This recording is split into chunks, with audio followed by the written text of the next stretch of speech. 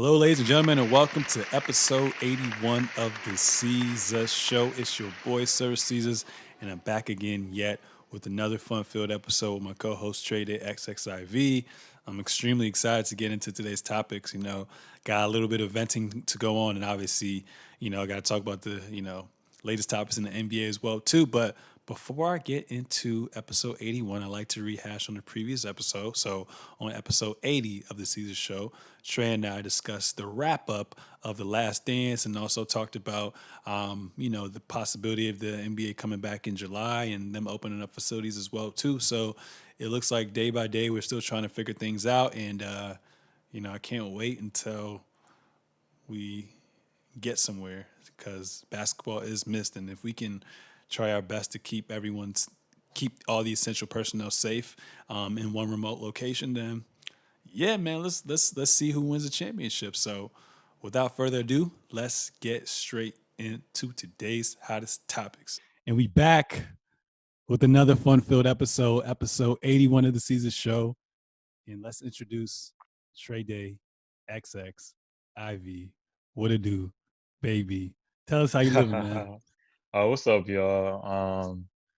I'm doing all right. I'm chilling. Today via social media has been interesting to say the least, but Yeah, I'm glad to be here, man. A lot of opportunities opening up. Kind of getting to a place of plateau in this little, time and dimension that we're in. So, paving it forward, trying to be better, and always looking to get to the next level. So that's what it is. that's what's up. That's what's up, man. Same thing. I hit a little rough patch these past couple of days where I just Yeah. kind of been unmotivated to tap into my creative side, so to speak. But after just sitting down and looking at myself in the mirror and refocusing on what's important, that kind of helped me out. And then I watched like maybe 20 minutes worth of clips with Kobe Bryant. So Hmm, hmm. he remotivated me. So made sure to get back on my calendar, start chopping away at goals daily, because there was a lot of days where I just felt a little empty.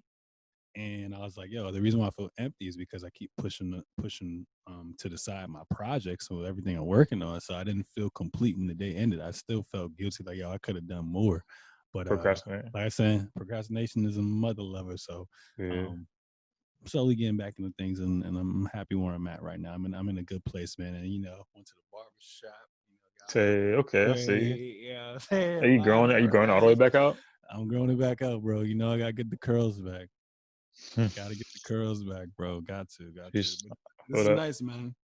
This is nice, man. You know what I'm saying? I got tired of wearing a hat or a beanie or whatever every episode. You know what I'm saying? I gotta look nice. Look good, feel good, right? Yeah, I got my twisted, man. I feel great. I can actually see my forehead. I can wear the dewy. I feel great. So I feel you, Yeah, dog. bro. Yeah. So, you ready to get into today's topics, man? Let's go, Young Gunna. Let's go. The album's fire, by the way. I Yeah, like the it. Gunna album was fire. You know what I've been listening to for whatever reason? I get songs stuck in my head. I need to get some turntables because that's just where I am right now. Turntables and probably like some music software because that's how my mind works. But Yeah. I've been listening to Go DJ and Lil Wayne's first verse where he's like, the hottest nigga under the sun. I come on to your comments under your armpits. Yo, that flow was stupid, but I digress. But No, go I listen to the haven't Go listened. DJ. I haven't listened to that in a while, so I'm definitely gonna listen to this right after this joint That's over. the one. That's the one. But yeah, man. There's just been a lot of madness going on these past couple of days. It's been pretty crazy in the world of race in the United States. Volume two. It's like I'm kidding. Yep. So I don't know the lady's name, but there was a lady who was taking a walk with her dog in New York Central Park, and basically there were signs, there's laws posted saying that you basically can't have your dog must be on a leash at all times. So this is a guy, African American male, that pulls up and he's basically like, yo, like, what are you doing? Like, why are you not following protocol? You know what I'm saying? Because if roles were reversed, you'd be snitching on me right now. So we tried to approach her nicely, and obviously it was a lady who was a Caucasian, And the video is pretty disturbing. She walked up to him, looked like she was about to threaten him, and then she flipped it back on him, saying that actually you're a threat to me. And for people to always for non-minorities to Mm-hmm. always act like they're blinded or uninterested or just not sharp about their position of power. She clearly stated her position of power. She said, I'm going to call the cops right now. I'm going to tell them that it's a black African American man harming me right now and my life's in danger. And then he was like, Yeah. yo, like he just had his phone up, like, yo, like I'm just cooling right now. Like, what are you talking about? So she ended up calling Oh God. 911. And then she was just like, yo, yo, yo, my life is in danger. African American man who's harassing me in the park, blah, blah, please come now. And then I was like, damn, son, like, I would probably give you an Academy Award for this Oscar worthy performance that you had. Like if you just closed your eyes and was listening to her and Yeah. you pretended like she was on the phone, you would think that her life is in danger when he's not even close to her, bro, which is freaking Mm-hmm. sick. And it sucks that whenever one of us go down, whenever one of us makes the tabloids or whatever, it's kind of like we have to prove that we're a good human being. So his backstory, I believe he went to like Harvard for school and whatnot, and he just has a lot of things going on. Older man, probably like in his 40s or something like that. I'm like, yo, like that doesn't make sense. And then what ticked me off the most was yesterday something happened actually on Monday. My brother had sent me a video and he was like, yo, did you hear about George Floyd? I'm like, nah, what happened? He sent me the video. It's like a 7-minute video, bro. Mm-hmm. So basically, I'll just read from New York Times. George Floyd, 46-year-old African American man, died on Monday after being handcuffed and pinned to the ground by a police officer's knee. So I don't know if you've seen the video. At Yeah. first, I wasn't going to watch it, but I just had to. Curiosity always kills the cat. I had to watch it. And literally, you have this white officer who is kneeing this guy, like on some martial arts shit, bro. Yeah. Kneeing this guy in the neck while he's handcuffed. He's pleading for his life. I can't breathe. I think I'm going to die. Like, somebody help me, please. And there's him and there's the Asian dude. Asian dude's the other cop, and he's basically like just putting his hands behind his back, just trying to tell people to carry on. So by a citizen that comes up and he's recording all this footage. And in the meantime, you also have a lady, white lady who works for the fire department, and she's basically off duty, and she's trying to prove that like she's a part of that, and she's like, yo, you need to check his pulse right now, like get off of him.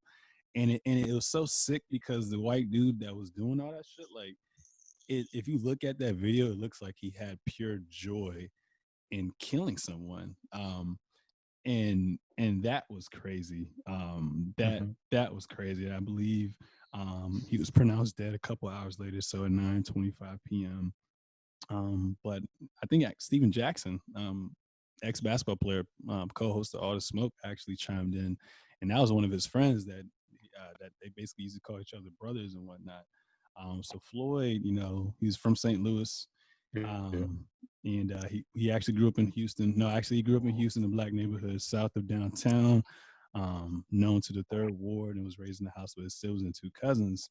And basically, they went on to say like this dude played, college, I mean, high school football. And Steven Jackson said like he wanted to move to Minneapolis to, change his life and whatnot. And people who Yeah. have known him and basically said like, yo, he's a gentle giant. He's like a teddy bear. You know what I'm saying? He's a natural Yeah. comedian, life of the party type of guy, real easy going, real even keel and whatnot. And it sucks that they kind of just dehumanize this man, um, and treated him like a piece of garbage.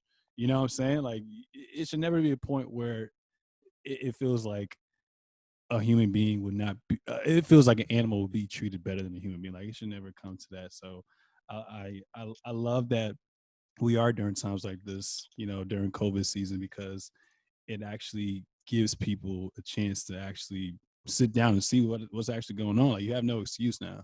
You know what I'm saying? There's Mm-hmm. no excuse at all. And I love how, people, athletes and, other, well-known public figures are, stepping up and utilizing that platform to raise awareness and and whatnot as well too. But it just irked me, with what's been happening. You know what I'm saying? This is like an ongoing thing. And sometimes I be thinking to myself, like, yo, is this ever going to stop? Like, how is this going to stop? And I was just like, yo, Yeah. I was like, how is this going to stop? I was like, yo, like, is there a way to, because obviously everything starts from the top down. Is there a way to take these older folks who are still backward thinking out of office? You can't just take them out of power like that. And I'm like, yo, is there a way to, like, within that system, the police system or whatever, is there a way to, like, before they go to training and do whatnot, can they like take a psychological like test or like something? Like, we need an extensive check on these guys too, because like you're you the whole point of having authority is for them to protect you. We should never have to live in fear. You know what I'm saying? And Yeah. that's just mind boggling, because even me growing up with my parents, they always used to be like, yo, like, be careful where you at, and make sure like you're always safe, and basically choose your friends wisely as well too. I should never have to always, be driving in my car, the 12 pull up, I'm walking somewhere, and the cops go by, and my natural instinct is to, like, pause for a little bit and look over my shoulders to see if I'm the potential next person, because I've been racially profiled before. Actually, my last year in college, I was walking back from Manny's crib actually, and there was an officer that stopped me, and I had my headphones on. Officer stopped me, and he was like, "Hey, come here," and I was like, "You're not talking to me, because I'm a goody two shoes. I'm walking back to B&B, my crib." And he stops Yeah. me, puts his hand on my shoulders, and he's just like, "Yo, you didn't hear me talking to you?" And I was like, "Nah, I did not hear you talking to you. Like, what seems to be a problem?" And he basically tried to tell me that there was a party that was going on, and there was a guy who was like beating up on his girlfriend or some shit like that. I was like, I'm not even dating anybody right now. I literally was at my boy's crib playing video games, watching the NBA Spurs Yeah. versus Warriors or something like that, and came home. And he basically, like, he was trying to take me in and whatnot, but luckily, the security guard, like those student security guards or whatever, one of Yeah. them like had to basically vouch for me and whatnot. He let me go. But just a certain That's instant like that, me crazy. thinking like, yo, like, imagine if I gave her like a little smart remark, or she wasn't there for my aid, or just something happened, things could have been different. You know what I'm saying? So that's crazy. But enough of my little rant.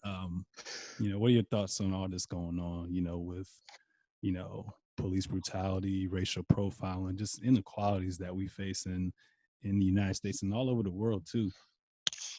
Uh, I'll be honest. I guess my take with this was like I'm pretty like numb to it, unfortunately. Sometimes, yeah, Like, because like, we hear this every single day, bro. Every single day, yeah, you're just like, and at some point, I feel you. You're just like, oh, again, really? But yeah, yeah, keep going, keep going. like, but it's only numb because if I was to actually express how I actually felt, maybe this time, but over the times building, or what I feel when I hear people talk about it, they don't understand the situation, and that. If I was to actually express and talk about my ideals and my thoughts about how we would even think about changing that situation, or think about how we would like avoid that situation, I would end up in the same situation, if not worse. You know what I'm saying? Like, Mm-hmm. that's, I mean, it's a system of fear. It's the psychology in a way. Like, I had the conversation about one of the prominent activists that we see on social media and stuff like that, about his validity. Because in my mind, like, for one, like, I was like, me reading this energy, I was like, I don't know. And my friend was like, no, like, he's good. He only shares it on stuff. I'm like, bro, like, I don't know. It just seems like dude gets off on sharing Black Death. And I know everybody shares it for I mean, you can share the story without sharing the Black Death, or sharing the video and stuff like that. And then on top of that, other stuff came up out of like his camp about him doing certain stuff. I was like, and on top of that, this dude doesn't even seem like he's black. Like, yo, he say he's black, but yeah, whatever.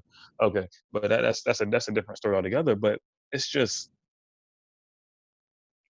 I have to put a numb band-aid on it every time, in a way, because it's rage at the bottom of it. It's like asking for absolute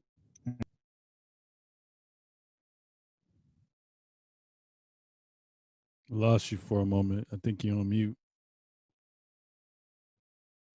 Yo, yo, yo, yo, yo. Trey. Trey, your sound. I can't hear you. Sorry. All Can you right, hear me? so yeah, you can basically start Can you hear me now? from I don't yeah, I can hear you now. I don't know what just happened. You may have pressed like mute or something by accident. I didn't hear like the last 20 seconds of what you were saying. Oh, okay. Is it back on? It's back on. We rolling. All right, sweet. We roll and we rolling. All right. So Basically, you're saying my like my you're at tr- the last thing I heard was like at the bottom of everything is rage, and then you like kind of went off. it is, and for me, okay. So I'll make it more clear. For his name's Charles Floyd, correct? That's His correct. name is George Floyd. George Floyd. Sorry. That's how disattached I've been from it. Like it's hard. It's hard because at the root of me, I want to connect to everything. But if I connect to everything, if I really reach out like that, all I will be is angry. All I will see is my brother, my sister, my friend, my mother, my father in that position, or in the position of somebody coming up missing, or in the position of Sandra Bland, who got pulled over for no reason, ended up dead at the precinct, and they staged that picture of her, or a Trayvon Martin, or the list goes on and on and on, and it seems like every time there's a hashtag, we feel it, and then it becomes another name that we have to say, and we say it, but we say it just to get to the next name on the list. That's because we have to like figure out how to keep going in a system that is really insanity. You know what I'm saying? And it's a lot.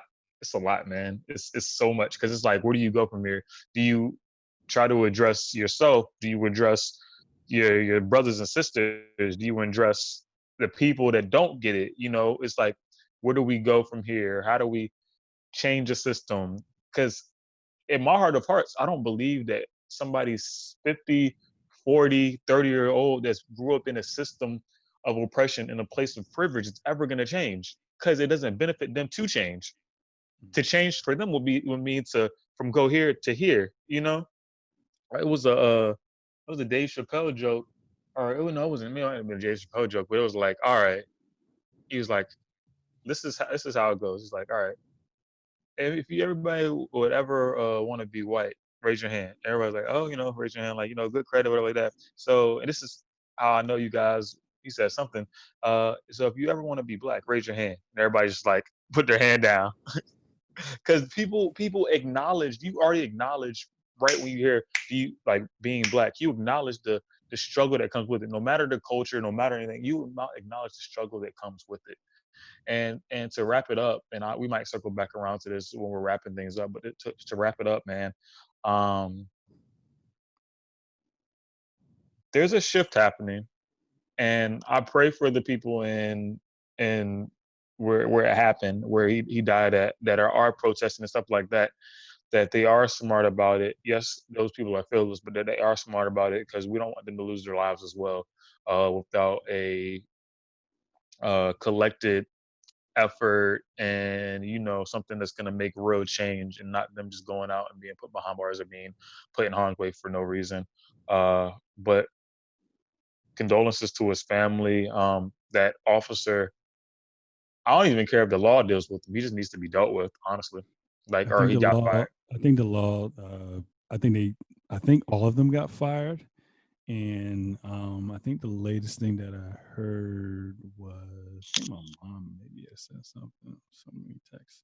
Uh, I think they said she said the mayor of Minneapolis is stating that the police officer should be charged with murder, as well Yeah. too. So we'll see. We'll see what happens with that update. On That's top of that, we haven't gotten even done healing from, or if we're ever going to heal from Ahmed. You know what I'm saying? From Aubrey, from Ahmed Aubrey. Like this is sick. It's sick, bro. It's sick. I don't really have all the words for it. That's probably why my rent was so long, but I don't have all the words for it. I haven't formulated it yet. It's too much, honestly, right now. It's honestly too much. yeah, man. I agree with you, bro.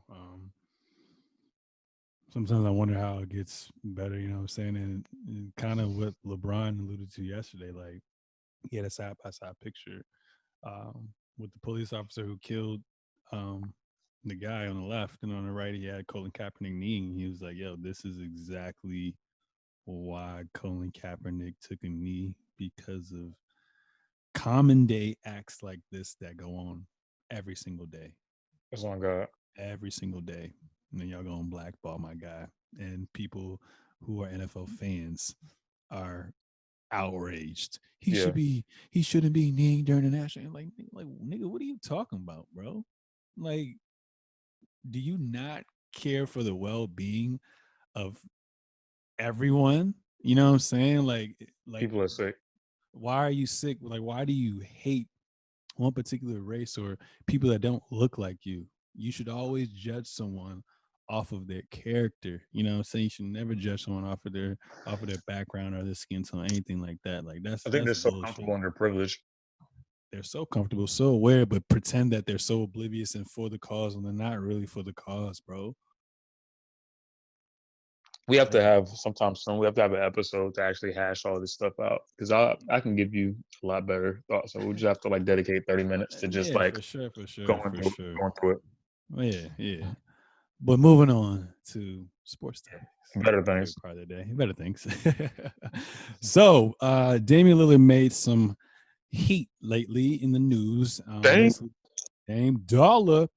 So it says Trailblazers after, Trailblazers star Damian Lillard says he won't compete in a restarted NBA season if Portland does not have a legitimate shot to make the playoffs. If we come back and they're just like, we're adding a few games to finish the regular season and they're throwing us out there for meaningless games and we don't have a true opportunity to get into the playoffs, I'm going to be with my team because I'm a part of the team. Lillard told Yahoo Sports on Tuesday, but I'm not going to be participating. I'm telling you that right now. So what are your thoughts? Because after that, he said we had fought ourselves back into position to get a spot. Lillard said we had our starting center and starting power forward coming back. We had a lot to look forward to in a great season. Now they're healthy and have extra time to train and rehab while everybody's rusty. So now they won't be coming back as the only rusty players. And if everyone's rusty, we can come in here and beat everybody. It's going to be hard to get going with no fans. You've been off all that time, and some people are just ready for summer. Like, shit. I mean, fuck it. I haven't played in a long time, and the season's basically over to me. Do I really care like I cared before? It's going to be a lot Yeah. of those factors going on, and that presents a lot of room for a team to sneak some shit, like really mess around and knock some teams off, and then they're in the Western Conference Finals. There's room for that with this situation. So the fact is, the fact that it's possible we wouldn't get an opportunity at that's weak to me. I ain't getting no younger. Um, yeah, man. What are your thoughts on that? Because like you said, like if we don't have no play, like if we don't have no plan, then what? If we don't have no plan, and your goal is to get us, through a mini training camp, through some scrimmages, and then through some exhibition games before the playoffs. If we're not qualified to be in the playoffs, then what the fuck is the point of playing? You know what I'm saying? Like, there's really no point of playing unless it has something to do with like, with the money situation and whatnot. But like, I think they should have a plan because, like we said before, numerous times, they still had about 20 games to go. So what Mhm. I proposed a couple episodes ago, if they can do that with the ninth, 10th, 11th, and 12th with the AC get a bye, that would be dope from both sides of the conference. But what are your thoughts on Damian Lillard? You think he has a point with what he said? Like I commented the other day when you posted, I totally agree with that. And even him kind of treating it like it would be like a March Madness kind of scenario, like anything can happen type scenario. You give them some rhythm without fans. I mean, it kind of would feel like the regional or like the play-in matchups or something like that in the NCAA tournament. Like, not too many fans in those arenas as much as it would be once they got to like the round of 32 or the Sweet 16 and stuff like that. It's kind of that kind of feel. And stuff does happen. People are trying to get into the groove, players going off. Trying to find your rhythm in that kind of environment. And Dame's right. Like, if there's no chance for us to win what we're competing for, I'm not rocking with it. I could get hurt out there. I'm just gonna play some fluff games for somebody to make some money off of me. Nah, bro. On top of that, like they already got their salaries cut, because the league's not even in. Like, come on, come on. I mean, it's a great business decision. It's it's smarter in the first team all common sense kind of way. Dame is. I heard Steven Jack say that, so shout out all the smoke. But in the Oh first team, yeah. first team all common sense. Dame Lillard decides he's not going to play, and I mean, I can't knock him for that. I think it's a great again a great business decision. It just makes sense, and it would have to. I mean, the NBA is gonna have to do what it has to do to get back on the court, regardless. But the players are gonna have to make decisions for themselves. This is a season that's unlike any other, and it's kind of similar to a college bowl game of football. Sometimes those seniors will come, they know they're gonna get drafted, and they're not gonna play. They're like, "Yo, I'm not gonna play in this bowl game. Like, I know we've been rocking all year, but I'm gonna come with y'all to the bowl game. But I got some millions of dollars I can make, you know, later down the line." And at first it was like, "Oh, they're not playing," whatever like that. Now it's really common for the seniors not to play, the next man up to go ahead and get his little shine on. And because they know they're going on to do other stuff, they're gonna go on to compete in a higher level. Mm, This is super similar. Dame's like, yo, if I'm not gonna compete for something big, then that I'm not competing at all. I'll wait till next year so we can compete for a championship again. Yeah. I agree with you. Yeah, there ain't no playoff or ain't no shot at the teams who are in the playoff hunt to Yeah, be eligible in any form of way, any form of shape, rather, for the playoffs. Then nah, I'm sending out too, bro. yeah, extend it over for me. Let me work on my game and come back fully healthy with my squad, and we gonna see what's up next time. Catch yeah. y'all. We gonna catch this fade. We don't join teams that beat us. You know what I'm saying? We work with what we got. It's like nah. That's funny. Yeah, you Mo- stupid. You stupid. Come on now. yeah, my fault, Katie. Um, moving on to the next topic. So within those confines of the season coming back, they're looking at things to, take place. And I think July, I want to say, I think I actually have an article pulled up. Let me see right here. Phone acting a little slow on my internet. Boom, boom, boom, Yeah. boom, boom. Cool. So basically, when the season resumes, knock on wood, obviously they're going to be at one remote location in Orlando, Florida.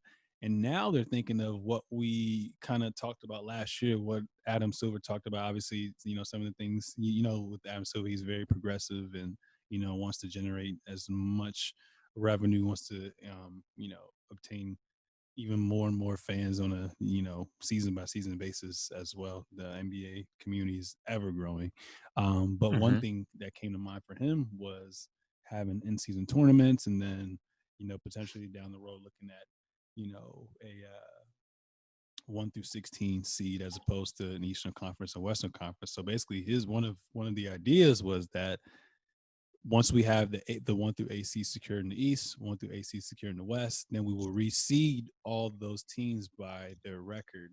So there could be a chance where there is a battle of LA in the finals, and there's no Eastern Conference Finals or Western Conference Finals as well too. Interesting. I think that's interesting. I think you know, like you said last week, if this is a asterisk season, then you might as well try something new, and that will definitely have people excited. It's going to be a little weird without fans, but I think that would be pretty interesting, especially now.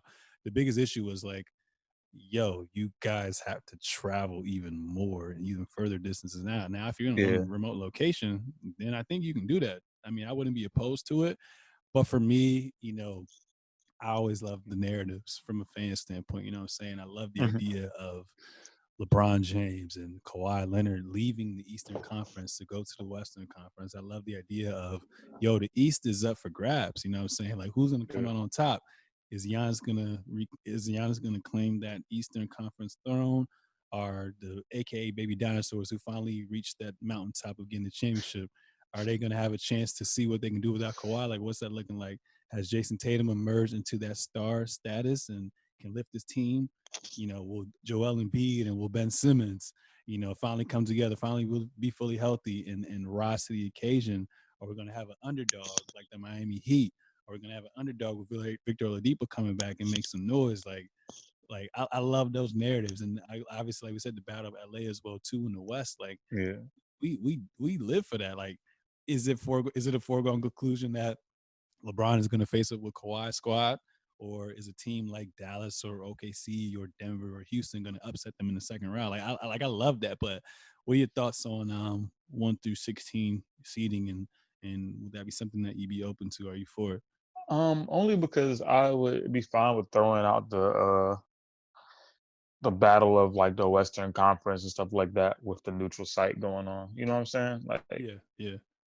it's not it's not the same field. There's no fans. I mean, yes, it would be the two teams together, but it might be a more exciting game to see them in the championship of whatever kind of format that they led to, whether it be in Orlando, Vegas, or Orlando and Vegas, or if we're going to do the Western and Eastern Conference respectively, then they can do it, Western and Vegas, and then or Eastern and Orlando, per se. So I wouldn't mind them switching it up. I mean, it's just like I keep saying, now is the time to do it. If you're going to do it, why not?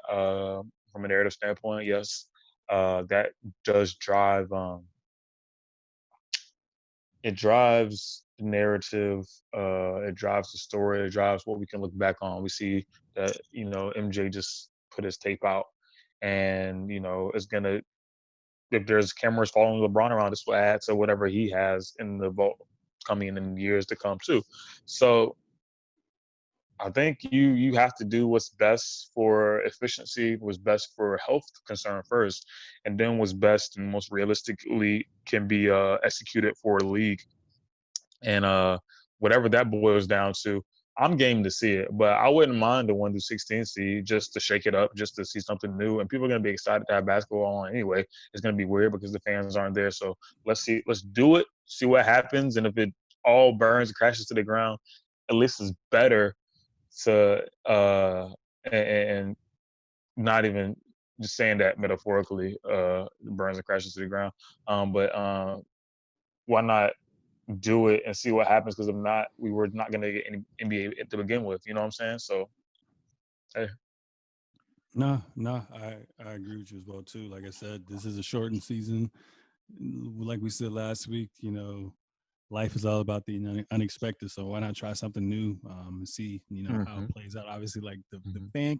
fan. If we had fans, then and we were allowed to have them in these facilities, all like maxed out and things were safe, like moving forward, that would probably be a dope idea. But we'll That'd see be how it lit. works out. Yeah, you know what I'm saying? We'll see how it works out. But I'm not opposed to seeing the two best players playing for the championship in the championship series. That would be dope to me. Um, but it is what it is. So moving on from that, man. So John Wall was recently on All the Smoke. Bradley Beal was recently on All the Smoke as well too. Great episodes. If you guys Feel. haven't already peeped that, definitely go peep that. Beal is a cool ass dude. You like, if you didn't know he was from Missouri, you would swear he's from the DMV. He just has that DMV vibe. But he was just talking about his thoughts on the Jordan documentary coming up, and basically he was saying like, yo, it's he's like, I just read a stat. I think all but like 2 years, Jordan averaged at least 30 points. He was like, do Mm-hmm. you know how hard that is to average 30 points effortlessly? Effortlessly. Effortlessly. Like he's like, Anemone. Anemone. anonymity. He's like, yo, do you know how hard that is? Like that's ridiculous. But he was basically talking about like his come up, being in college, him and John Wall, what Yeah. he's been since quarantine times, and just stepping into that number one role option. But the biggest takeaway was, him believing that him and John Wall can coexist. And I guess a lot of people were bashing him about like, taking on his contract, but just like I said numerous times, like you reach your prime when you're around. I think the prime years is from like 28 to 34, I believe.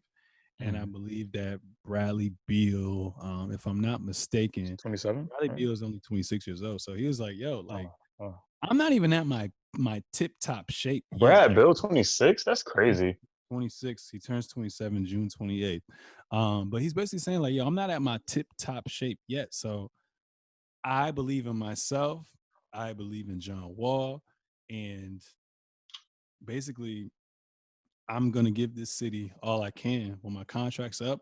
if we're not in the right direction, he basically alluded to it, like, yo, like I'm gonna still be in my prime, and I'm if there's no guarantees of moving forward, at least you're competing for a title, then I'm gonna rock. But I think that they should give them a fair shot. I think that Bradley Beal and John Wall Yeah. can coexist. John Wall taking that time off, seeing things that he can and can't do. Bradley Beal raising his game as well too. But I think two alpha males can coexist with one another.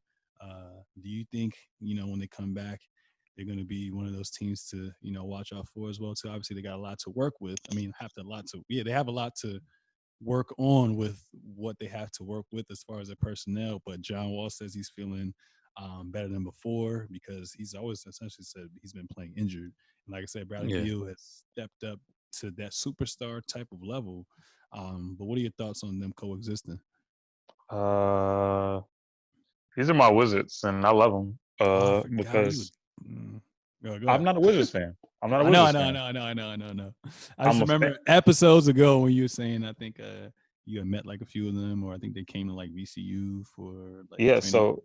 we they did training camp here a few times, and I got to work the training camp. So I literally got to rebound for Brad Bill when he was like, and because I can't even say workout, I rebounded for Brad when he was just in his shot stuff after practice, just going through his moves, going through his like, and that was elite within itself. So that was like real dope to see, real inspiring, just like kind of like studying him. He talked about he's a student of the game. So you know, it was like, yo, like so I always support stuff like that. You get the chance to like be on the ground, realize these guys that are superstars are also real people, but at the same time got the same work ethic and put the same stuff into each day that everybody does. They just do it with their craft. It's like, yo, like Brad was like, he shot for like an hour. I rebounded for him an hour, and he missed. I mean, out of for an hour, bro, he missed only a handful of shots. I probably could have counted on my finger, but he was going through his moves. He was doing like his Harden's moves, going through like his little routines and stuff like that. Like even in the interview, he talked about, yo, I study hard and he studies everything. So he had plenty of moves. I even looked at some of them like, yo, is this stuff? He had the step backs. Like his bag was impeccable. This was like 3 years ago. So Mm. I'm watching that, just studying, because it's one thing to like watch something from a video standpoint, but to see it up close, it just you retain it a lot more. You retain it a lot more. So I was like, yo, this is dope. Um, so I'm really big on Brad. Really big on John too, because John Me too. I sat love sat them. there, chopped it up with me like it was nothing. And I always tell the story, but I'm lit at Howard's homecoming one year, and I look over and see an entourage of people walking around, and I look and it's John, and John got his whole team around him. And this is how I really do. John got his whole team around him. I got separated from my crew, so I got my Washington Wizards literally right when they switched to Nike. So I had the Nike sweat joint on, with my chain and my do rag on. So I had the Nike new little practice jersey on. I'm sitting there in it because it's Howard's colors. I'm cool and whatever like that. John got his whole entourage around us in this big Howard homecoming tailgate. Pulls up. What's up, bro? Daps me up. Keeps going. Like, you doing all right? Yeah, I'm cool, John. All right.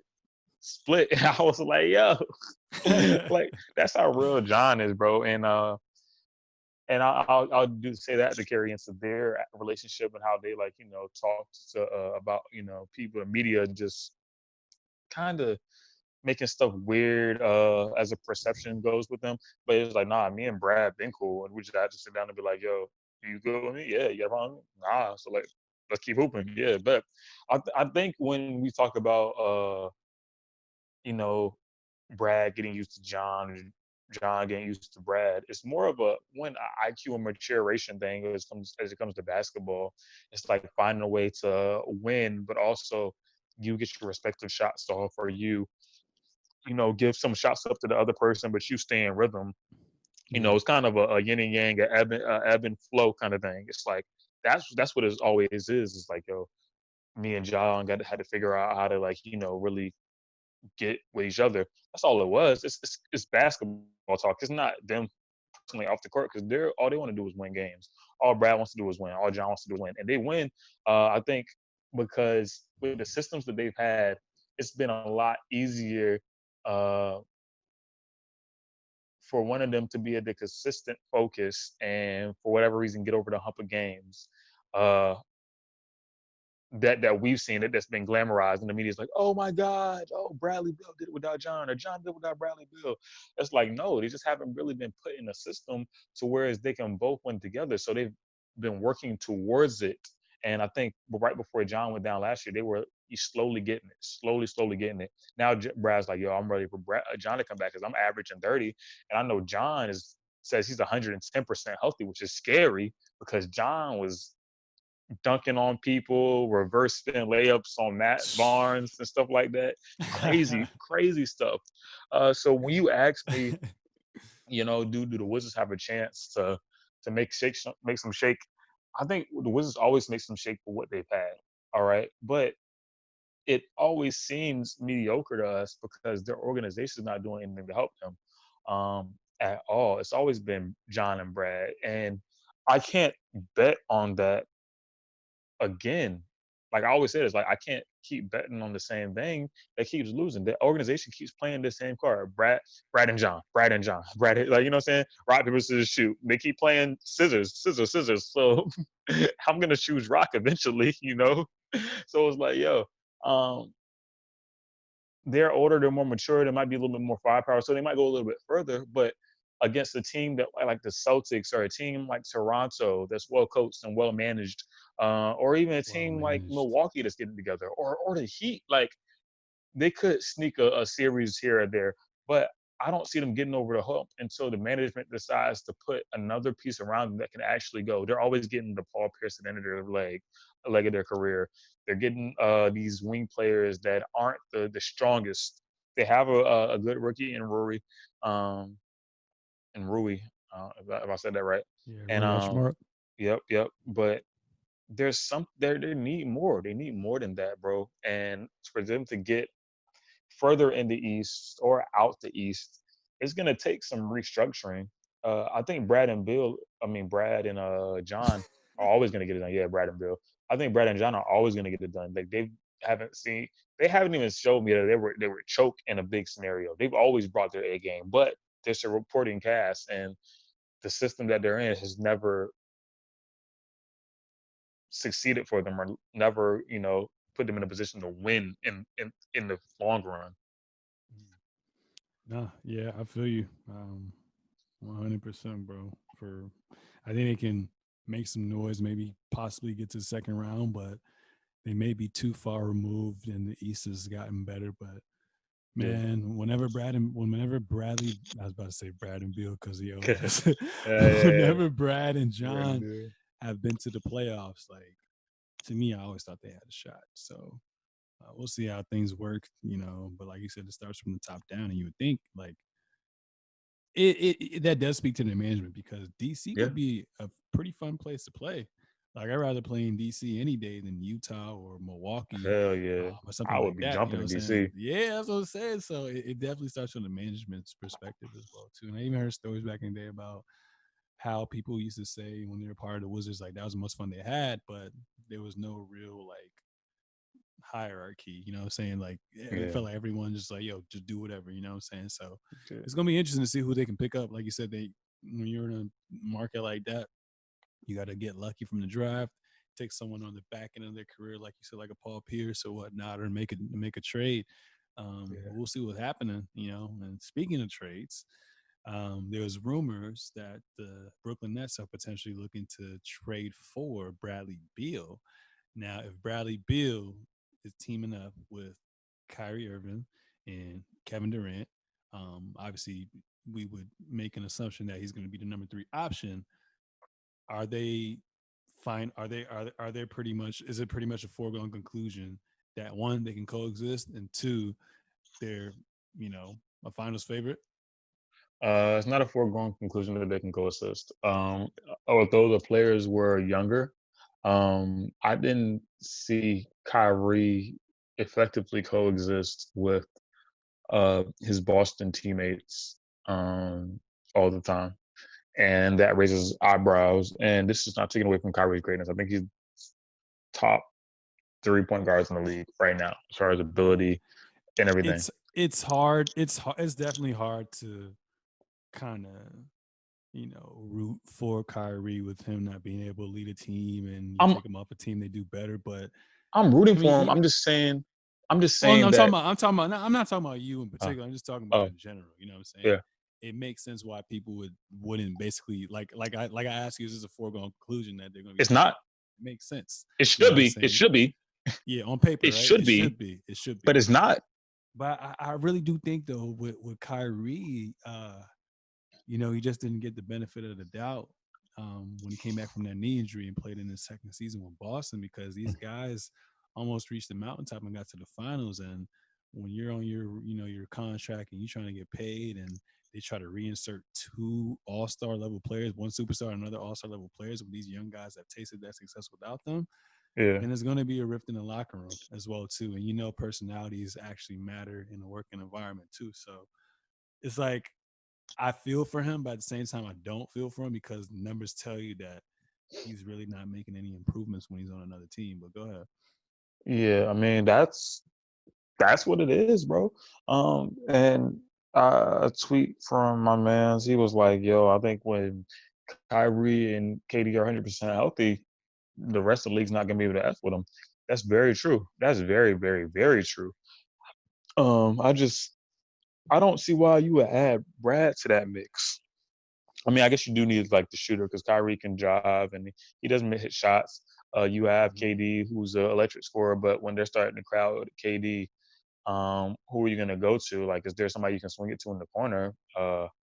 And I'm not sure who the Nets have that could be that person, but Brad Bill would be that in an elite level, as well as added scoring. He would be that person in the first unit that you would leave in with the second unit that would eat, that could go for 30. You Yeah. know, Yeah. uh, and I think he would lead to a championship pushing that way. So I can't say I don't know why you would trade for Brad Bill, and maybe that would be a destination Brad would love to go to once everything is said and done. Once the contract is up, or if they could get a trade for him. I It's just it's such a question mark with them up there. Again, like things like it should be, there should be no question about it, but there's even more of a spotlight on everything when if that did take place and boom, now they have to produce, now they have to be healthy, which is not a choice. Healthy is not a choice. It's just you're gonna hope and pray to God that you are Hope and healthy. pray.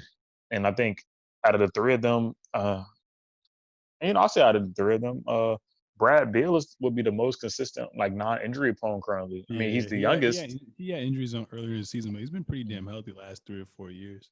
Yeah, he's the youngest, but at the same time, like like KD with the foot injury, I mean, of course, the Achilles and so on and so forth, and Kyrie, which seems like he's injured every other day. And that's again, this is no knock to Kyrie because there's so much respect for Kyrie, but you have to take a look at that, and it's like Brad Beal would honestly be a safety valve if all of them, would went down. On top of, bro, they still have a really damn good team kind of Yeah. without Kyrie and KD. Unfortunately, they got rid of their coach for whatever reason, which we still don't Are we understand. saying that they're a good team though? You know what I'm saying? They are in the Eastern Conference, and they haven't even been over 500 yet, still been qualified for the playoffs. So are they actually a good team? I mean, they on paper you think with the pieces that they have, and then signing DeAndre Jordan, Kevin Durant, Kyrie Irving, they would be better. Obviously, we weren't able to see that. But Yeah. would you say that they're a really good team? I didn't say, okay, maybe I said a really good team. But they're a decent team, a playoff contender for what it's worth, for what the goals that they're trying to make is to make the playoffs and get in where they fit in. They're a team that can do that. Now, adding Kyrie back, it puts you up there 2, 3. Adding KD, it puts you damn near competing for the Eastern Conference Finals or the final or even the championship, and then putting Brad Bill up there, who can hopefully coexist with the rest of them and produce and get them over the hump.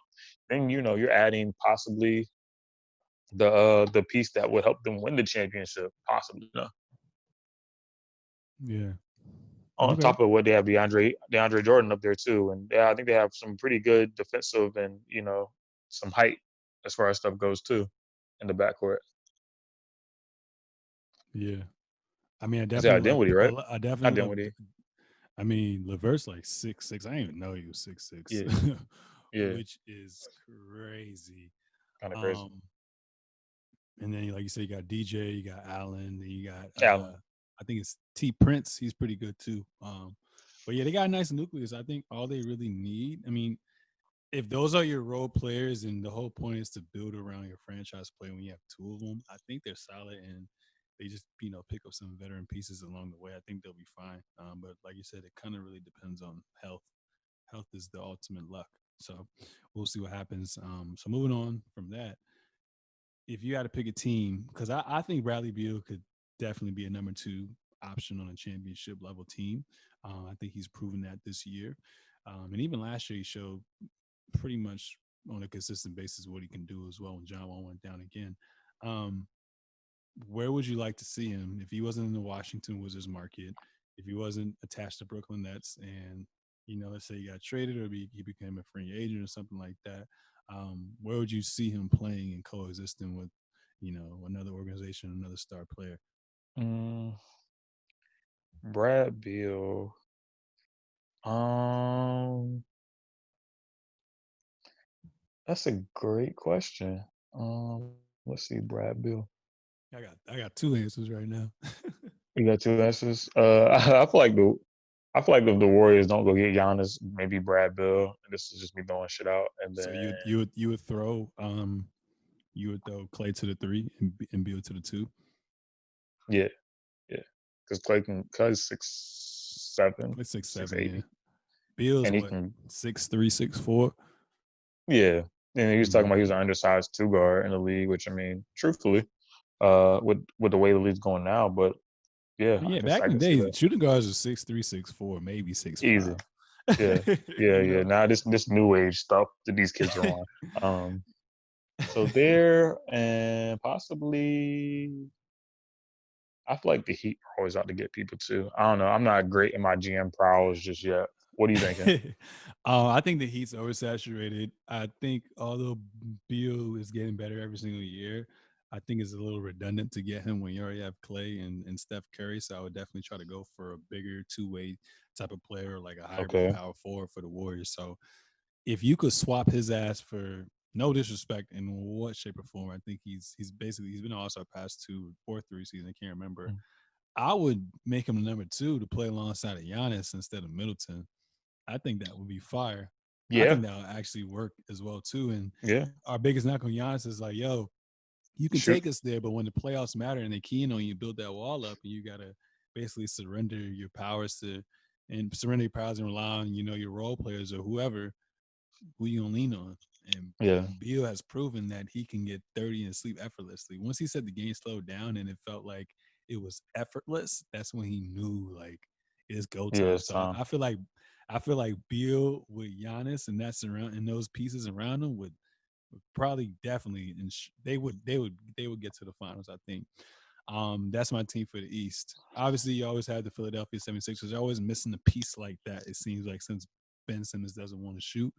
But from the West, they may be challenged a little bit defensively, but that would be a badass big three with Porzingis, Luca, and Bradley Beal. I'll rock with that. Interesting. That would be tough. Interesting. You just have to fill it out defensively around them, but Yeah. that would be a Who's the point tough guard in Dallas?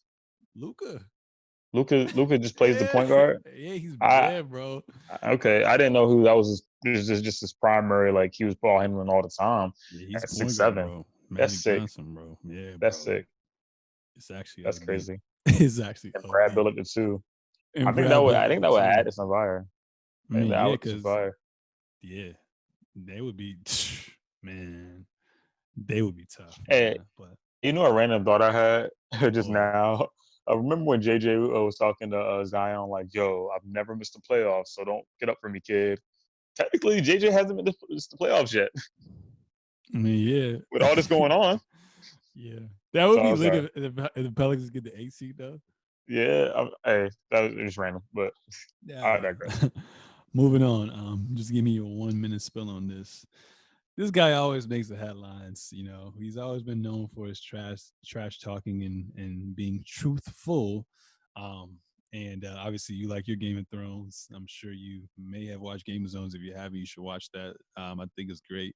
The way it concluded was ridiculous, saying that they were basically defining what the GOAT is on season finale, on the Oh yeah. actual episode finale, and Paul Pierce ended up being the GOAT, and obviously he's known as the truth. So he basically, Oh my with history, with history in general, just looking back at it, it's always from one person's point of view. So basically, you can reverse engineer all that shit. You know what I'm saying? So things we read now, like the Bible or these great philosophers like Aristotle and whatnot, I'm pretty sure it's been tweaked a little bit too.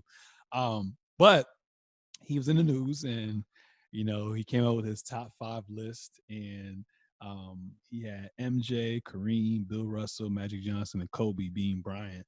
And a lot of people gave him some shit because he didn't put LeBron in his top 5 as well too. And at the end of the day, it's all subjective. There's no real way to evaluate who's the best player, especially when as a league, we're always evolving. Rules are always changing. People are becoming more skilled than before, and it's just different. You know what I'm saying? So, God. what are your thoughts? Do you agree with them? Does everyone have? I mean, everyone's entitled to their own opinion, but I think with all the body of work that LeBron has accomplished, and I think part of it plays that he had a rivalry with him as well too. Yeah. LeBron, they both stopped each other from getting to the finals, and competing for a title. So I think it's that kind of hate factor or that over competitive factor with one another that makes Paul Pierce not want to rank on there. But any thoughts on that? It's hard to go with the guy from a competitive standpoint when he's busting your ass for like 28 points. I remember like it was like one game. He was like, "Yo, like let me stand LeBron really like that," and like LeBron like busted him for like 18 or 28 points. It was something crazy, and he was just trying to keep up with that dude. I think Paul Pierce understands what's going to make a headline, and he's still trying to get paid. All right, like this is his new venture avenue. It's each his own opinion, but that's super provocative to say that LeBron right now is not top 5. And when you exclude LeBron from the top 5, that you're going to have a headline. So he knew what he was saying when it came out of his mouth. Whether he truly believes it or not, he knew that was going to, you know, cause a tizzy. And I mean, he knew it was gonna get people's feathers ruffled. It's like that. Meanwhile, LeBron is at his house eating tacos, sipping wine, and doing weird ab workouts and shit, and whatever, and doing TikTok videos with Bronny and them, like unfazed. So yeah, that's my woman to take. Like Le- Paul Pierce knows what he was doing. He had to play the dude, and maybe it's from a competitive standpoint. I'm not gonna admit, even though this guy, we both got blows on each other. Paul Pierce, let it go. Forget about it. Yeah, and it's funny because LeBron James and Paul Pierce have matched up 39 times, and Pierce in LeBron's numbers, LeBron's averaged 29 points, 7 assists, 7 rebounds, and Yeah, Pierce yeah, averaged 20 points, 4 assists, 6 rebounds. yeah. And I think out of those 39 times, Pierce actually won 21 of those 39 matchups. Um, Yeah. so it's pretty interesting to see as well too. Moving on from there, one of the last topics I want to talk about today is champion or not. Hold Um, on. or not. So ex Warriors forward and one of the most popular podcast sports figures, Matt Barnes, Shut doesn't up, man. refer to himself as, oh my God, I'm sorry about that, doesn't refer to himself as an NBA champion. So his answer will probably surprise you.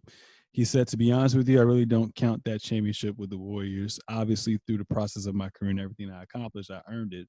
But I got hurt going into the playoffs, and I never been given anything. I felt like because I wasn't out there on the court with my guys sweating and fighting, that it wasn't given to me. I appreciate the opportunity in the ring, but I don't really ever refer to myself as a champion or wear my ring. It has a nice ring to it, but as far as just my mentality and the way I've always gone about things, I kind of feel like this was given to me. Um, it's pretty interesting to see. You know what I'm saying? I feel like on one hand, obviously, if you're a part of the organization, you definitely should get hand in ring. But from a competitive standpoint and from a pride standpoint, Yeah, if you don't touch the floor at all, then I feel you like you can give me that joint, but I ain't wearing that shit in public. Like I'm yeah, gonna be part of ceremony and whatnot. But if I feel like I didn't have any form of an impact with you guys, then I don't know. I don't think I would. I would acknowledge that I'm a champion, but I wouldn't be, gloating and saying that I'm an actual champion as well too. What are your thoughts on that? First off, let's acknowledge how real this motherfucker Matt Barnes is. Bro, He's the I love he's the him, realest nigga. yo. He's the realest dude ever because he That's a real decided ass to nigga, to yo. drive five whatever hours just to go beat Derek Fisher's ass, dog. And that still geeks me. I don't even know what was on the playlist, but like, yeah, I'm sorry, but how you drive 5 hours and still mad to go beat somebody's ass? You have to like get re-mad. Imagine Nah, stopping at the gas station and being pissed off pumping gas and, yeah. and ordering from Wawa and shit. How you order a sandwich pissed off? But let's see. Matt Barnes, I get it. But for me, it would have been about the journey as well. Like I think that was towards the end of his career. Yes, what I felt like I didn't, contribute as much to this team during the ring, but I have X amount of seasons behind me in my career that I've worked so hard for. And, God willing, God bless, I've been chosen to be on this team. Unfortunately, because of injuries, or maybe it was because, it's the end of my career, somebody in front of me that's doing better. I still contribute to the locker room. I still just stand there, I'm gonna wear it more out of just hey, I was in the league. I was a good top player in the league. That you have to call him a top player because he survived in the league where you can play 1 or 2 years and then drop off the face of the earth and get lost in G League and get lost overseas and this and the third. Matt Barnes was consistently on teams. You know, he was consistently on teams. So I think I will wear it because of reverence to the past. Maybe you didn't, it's like getting an A in the course, right? It's like maybe you didn't do as well as you wanted to on the last test or the final. Not for real, last test or the No, no, final. yeah, I'm And thinking about this from that standpoint. I yeah, see what and, you and getting it to. Go ahead. yeah, and it hurts your grade that was maybe a 95, and if it's on a 10-point scale, it brings it down to a 90.2 or something like that. It's still an A. It's still an A. I still did it. I still experienced the NBA, and yes, I didn't perform as well as I wanted to, or I didn't, I couldn't give as much to this final. It kind of got me down. But this is a symbol that I did what the fuck I did in this class over the long run. And hey, this is what becomes of consistency and longevity. Like sometimes you'll find yourself in a good situation. So I do agree with him. Like, yeah, man, I don't want that. I ain't do too much. Yes, any competitor would be like that. But at the same time, if I had to look at it from an overall standpoint, if I was just, in the NBA or in the league, I would have it and be like, yo, like it was a damn good run. No, yeah. When you dumb it down in that sense and make it even more relatable, I definitely understand as well too. Me wearing it though, I don't know. Niggas gonna roast you and Oh yeah, I don't know if I'm gonna wear it out or shit. something like that. I would have it at the crib, you know what I'm saying? Like it's not like I'm over there, yo, you see that? Champion too. Like on top of like, the We Believe Warriors and all that other stuff like that, and just being a dog that you were, and the whole experience from an athletic standpoint, it's like, I accomplished everything. I was on playoff teams. I was this kind of scorer. I was that, and there's the ring as the cherry on top. Not because it's Yeah. the best thing in the Sunday, because it's the cherry on top. That's all. Yeah, and I do remember that. Not even him, playing. On the episode of All the Smoke with Vince Carter, or I think with T Mac, one of them two. Mm-hmm. But I do remember when KD was hurt for a little bit, and he actually did get picked up by him. I think his last team before it was Sacramento Kings, and he was playing about 20, 25 minutes, and actually being one of the many factors that helped them, win those games and stay afloat to secure Yeah. that seed and going to be a championship. It is the same that it is a shame that he got hurt. So I wouldn't really beat myself up too much because if you didn't get hurt, you would be playing a role and you would consider yourself a champion. So I wouldn't at the end of the day I wouldn't beat myself up about it. But you know, Yes, sir. Yes, sir. it's all subjective at the end of the day, right? Yeah. So, It's how you view it. But yeah, any last words you want to say for episode 81? um, again, rest in peace to the Floyd family. and his friends and his loved ones, to my brothers and sisters around the nation, around the community, around the world, of one consciousness, of one background, of one understanding. Don't be afraid. Come together more than apart. There's stuff that we deal with in our communities that are very much insignificant um, in relation to, you know, us losing our lives, women, men, children, asleep in the park, at our places of worship.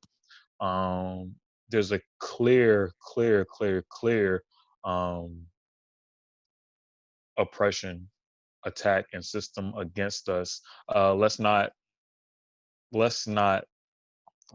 get caught up in our everyday struggles.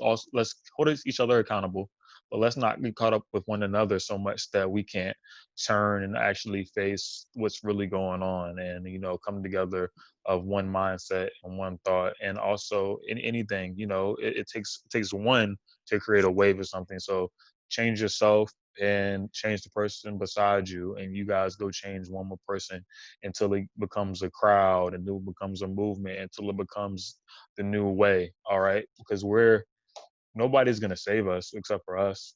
Nobody's gonna save us except for us. And the call to, these lawmakers need to know, we have to become those lawmakers. We have to become those doctors. We have to become those police officers. And I say that as far as we have to become those governing bodies in our communities. Like, so that's as heartfelt as I can get. Like, the thing, I didn't dwell on the Floyd thing too much because that hurts, but I can dwell on the people that I see beside me. I can dwell on the people that I call my brothers and my sisters. I can dwell on Sewell, Manny, so on and so forth, because they're here. It's sick because at the end of the day, you can't say sorry to a person that shouldn't have lost their life in the first place. That had no reason to go down in the first place. That they had no right to kill that man. You can't say sorry and that make it better at all. So each time that this thing happens, there can't be a response from us that will go by the airside that we can forget about. We can only create establishments that we can build off of anytime that we are faced with opposition, anytime that we are faced with a threat. We can only, start from the ground up and build, build, build. That way, they keep trying to build us, build, build, build, until we have a structure that's strong enough to withstand some of the heat, some of the oppression that's formed against us. So all that being said, it's one love. It's really, don't become too desensitized to that. Yes, we have to live each day with that, but connect with somebody, get with somebody. Let's really figure out a way to move forward instead of, practicing insanity and resharing to forget about, because it's going to be another one each week if we let it continue, and we can't let it continue. That's what it is. Yeah, very well put together. Almost made me tear up a little bit, man. But yeah, we Don't always do got that. to continue to fight for one another, lift each other up.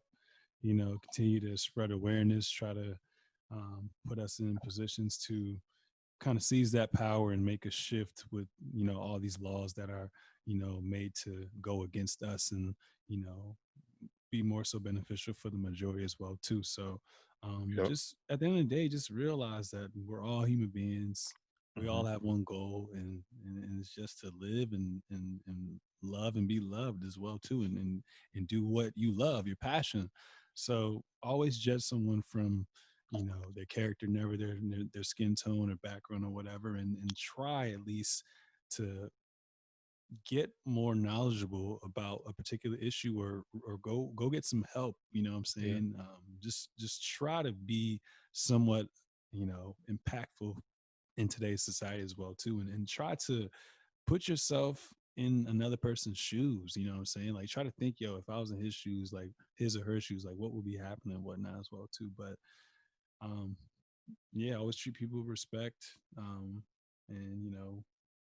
through time, hopefully things get better. Hopefully things get better, because Yes, sir. looking a little wild right now. But that's enough of my spill. Ladies and gentlemen, that was episode 81 of the Seezus Show. Make sure to 81. subscribe on all forms of social media at the Seezus Show, at Sir Seezus, at Traded XXIV, and we out.